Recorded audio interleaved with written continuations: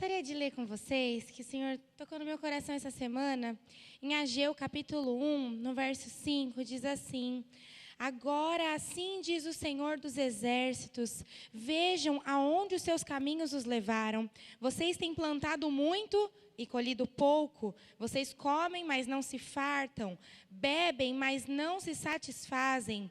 Vestem-se, mas não se aquecem. Aquele que recebe o salário, recebe-o para colocá-lo numa bolsa furada. Assim diz o Senhor dos Exércitos, vejam aonde os seus caminhos os levaram.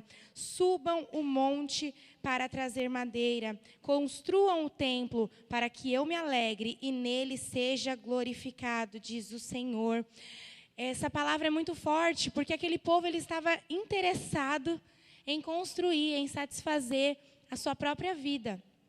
Moravam em casas maravilhosas, em castelos maravilhosos.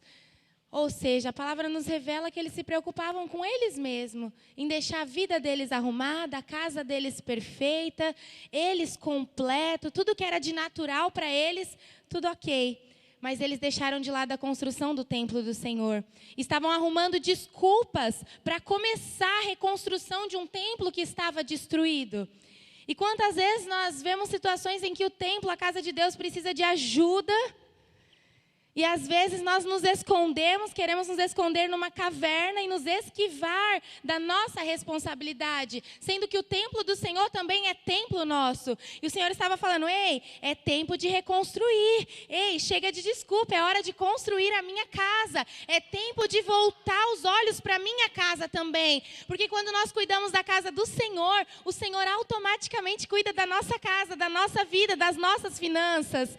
E aqui o Senhor fala que Ele precisava que o templo fosse reconstruído, para que aí a glória dele se manifestasse. Então aquele povo estava plantando muito, ou seja, talvez trabalhando muito, talvez fazendo muito para si mesmo, talvez horas de trabalho exageradas, mas não estavam sentindo o fruto daquele trabalho. Era como se, a palavra fala, como se pegasse o salário e jogasse numa bolsa furada. Ou seja, estava falando de um salário ali que não rendia. Por quê? O Senhor queria que os olhos daquele povo estivessem voltados para a reconstrução do templo novamente. Então é como se a casa do Senhor estivesse em ruínas, em destroços. Aquele povo o tempo inteiro arrumando uma desculpa, mas a casa deles estava intacta, estava perfeita. E o Senhor quer um pouquinho desse nosso olhar para a casa dele. Um olhar de amor para as coisas do Senhor. Porque o Senhor se alegra. E quando nós cuidamos da casa dele, a glória dele é manifestada na minha e na sua vida. É que é como se o Senhor tivesse fechado os chuveiros de bênção para aquele povo. Porque é isso que fala a palavra. Depois vocês leiam com mais calma. Porque eles simplesmente tinham olhado somente para eles e esquecido de olhar para a casa do Senhor. E bastava eles se unirem em prol da reconstrução do templo. Então o templo era lugar de oração, no templo eles recebiam alimento, no templo eles eram abençoados, mas para eles só estavam se preocupando com eles mesmos. Então é tempo de nós olharmos, também para a casa do Senhor, porque o Senhor cuida de nós. Nós temos que entender que o Senhor é o maior interessado em nos abençoar. O Senhor, Ele quer nos fazer prosperar em todas as áreas. Porque a palavra fala que aonde a gente colocar as mãos vai ser abençoado. E parece que a gente vai passando os dias e a gente esquece que aonde a gente pisar, os nossos pés têm bênção do Senhor. Que aonde a gente colocar as nossas mãos tem bênçãos do Senhor. E nós não podemos nos esquecer, como o pastor disse, de ouvir a voz de Deus. E eu queria contar o testemunho, eu contei para o pastor porque eu vi ele ontem, é um tipo de testemunho que eu gosto muito de contar, porque a gente vem ali entregar o dízimo e ele ora com muita fé. E eu recebo muita oração e eu creio mesmo na palavra que vem, na bênção que é carregada através do dízimo. Eu dizimo desde os meus 14 anos, quando eu era ainda aprendiz, que meu salário era bem pouquinho, e eu já dizimava, sempre entreguei na casa de Deus. E essa semana, eu estou na escola, eu trabalho em Mongaguá, em Praia Grande, e eu estava aqui em Mongaguá, e eu tenho 6 aulas livres no meio da semana, são 6 janelas, que eu já fico lá na escola, porque eu tenho que ficar, eu não consigo ir embora, porque é no meio do período, e não consigo entrar mais tarde também. Então, são 6 aulas que eu fico ociosa ali, que eu não conseguia pegar. Mas eu já estou, meu Deus, super feliz. Para mim já está tudo ótimo.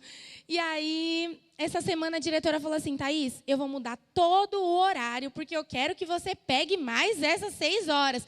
Eu falei, meu Deus, mas isso não tem como encaixar na minha janela. Ela tem sim, porque eu vou mover, eu vou trocar, eu vou alterar de professora, eu troco de sala, mas as aulas são suas. Aí eu falei, meu Deus, era a minha janela, eu estava ali. E aí essa palavra se cumpriu. E a gente precisa crer verdadeiramente nessa palavra. Porque em nenhum momento eu fui atrás, em nenhum momento eu cogitei ou eu pensei. Pelo contrário, é um tempo que eu fico ali. Mas eu fico ali paradinha. E é um processo muito burocrático isso. A gente precisa ir até o departamento, precisa atribuir. Tem uma lista enorme de professores. Tem que bater com os meus horários e com o horário de outros mais 10 professores. E ela mexeu tudo, deu um jeito e estou lá, eu com a minha carga completa. Então, Deus é fiel, Deus é fiel. Então, assim, Deus nos dá muito mais do que a gente espera, do que a gente pede. E se a gente ouve a voz do Senhor, essa palavra se cumpre. As bênçãos vêm atrás de você. Falei, meu Deus, parece que eu estou olhando e a bênção atrás de mim. E é assim a palavra de Deus. E aí ela moveu, conquistou lá o pessoal, conseguiu ajustar. E as aulas, ganhei mais essas 6 aulas nesse tempo que estava perdido, assim, né, para mim. Então, eu louvo ao Senhor, porque mais uma vez Ele me abençoou e eu aconselho vocês, sejam fiéis. Há um mistério por trás do dízimo e da oferta. É um ato de fé mesmo, porque com olhos naturais, se a gente pensar o tanto de conta que a gente tem para pagar, o tanto de coisa que a gente pode fazer, o quanto a gente pode cuidar da nossa casa com o dinheiro do dízimo, a gente nunca iria dizimar ou ofertar. Mas se a gente olha com olhos de fé, a gente crê, Deus realmente abençoa. Quando você se preocupa em cuidar da casa de Deus, não tem como Deus não se alegrar, né? E não nos abençoar. Então é isso que eu gostaria de falar, amém? Pode orar? Amém. Senhor Jesus, te agradeço, Pai, por tudo que o Senhor tem feito na minha casa, na minha vida, na minha família.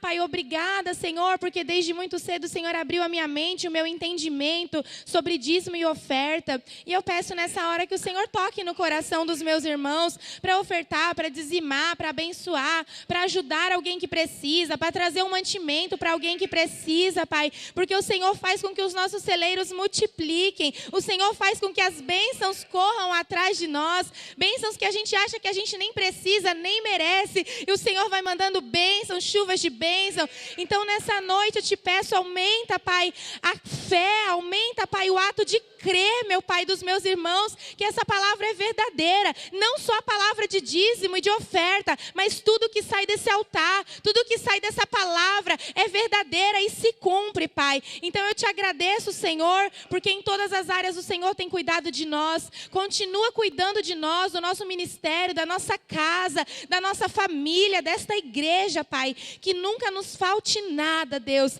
Eu creio, meu Pai, nesta palavra e te agradeço em nome de Jesus. Amém.